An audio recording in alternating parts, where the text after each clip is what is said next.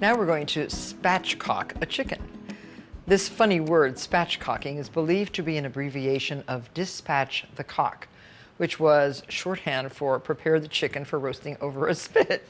I just find it very amusing, and everyone loves to think of what does spatchcocking mean and what does it do?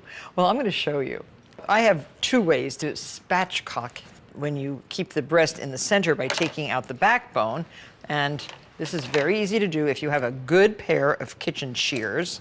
Just cut along the side of the backbone. Takes a little bit of elbow grease, and you remove the entire backbone. This backbone will go right into the stock pot, so don't feel bad, you're not wasting it. There. Well, we'll put it here now, and that'll go into the stock pot. And then you will flatten the chicken like this and press down on the breastbone, and that is a spatchcock bird. And so it's all pretty even. You can trim the skin if you like, but I love skin so much that I leave all the skin on. And that is one version of a spatchcock chicken. And then there is the other way, which some restaurants prefer to do, which is cutting down the breast. Cutting this right in half along the breastbone and through the wishbone. And it makes a very different looking object. Now you can take this breastbone out. I don't know if you've seen the breastbone, but this is what it looks like. This is a piece of grizzly bone that holds that part of the breast out. That's the breastbone. And so now you can flatten this, and it looks like that. And you can tuck the wings under. And this too cooks very nicely. So you can choose. You can do both if you're doing more than one chicken.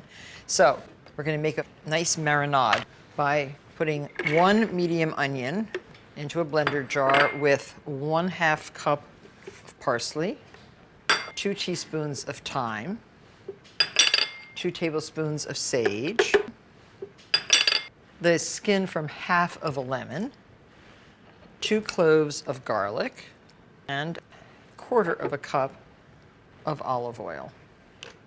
Make sure you get all that olive oil out. And just blend this until it makes a nice thick paste.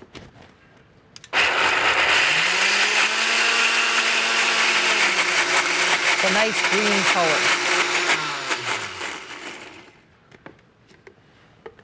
Gorgeous. It smells so good. There. So now this is going to go first under the breast of the chicken, and you can put the chicken right in a resealable plastic bag. This chicken is going to stay in here for 8 hours or overnight. It just really makes the meat extremely flavorful. Loosen the skin from the breast and use your rubber spatula to insert this right under the skin. And then the rest of the marinade can just go right into the bag, front and back.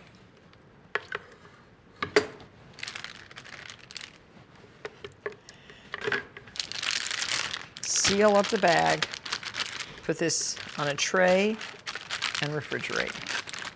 So this is the fun part, wrapping the bricks. This chicken, the spatchcock chicken, is cooked under bricks. And you don't want to put just a raw brick on top of your chicken. So wrap it in aluminum foil, roll it in a piece of heavy-duty aluminum, sealing the brick in completely. And then oil the brick a little bit before you lay it on top of your bird. So for a chicken this size, you really do need 2 bricks. And these are reusable. You can use them over and over again. Just change the foil.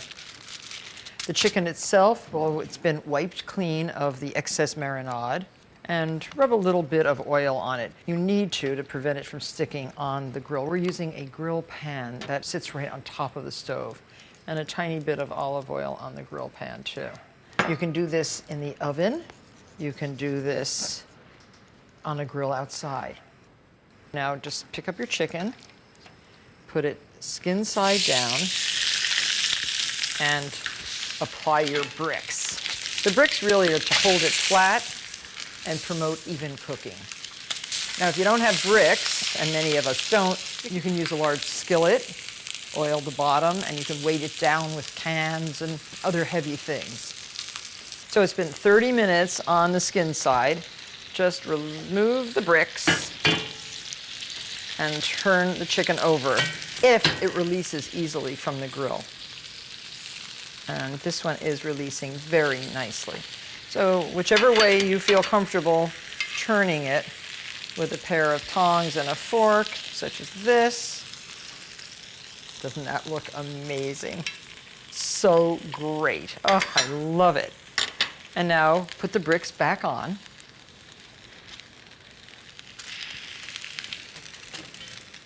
And finish cooking. It might take another 20 to 30 minutes, but test with your instant read thermometer to 165 degrees. If you don't have one of these wonderful stovetop grill pans, you should really get one. They really work well. Great for hamburgers too, because all the fat melts off and goes down in those little gullies. So we're going to continue to cook this for another 20 to 30 minutes. Now, once your chicken is perfectly cooked, just let it cool for about 10 minutes. Not really cool, but rest. This will let the juices redistribute. You can carve it on the board, or you can put it on a platter like this. Garnish it with a few halves of lemon, a little flaky salt on top, a little squeeze of lemon juice overall. And you have a very simple technique which will give you perfectly cooked chicken each and every time. It is a new old way to cook chicken. See you next time. Enjoy.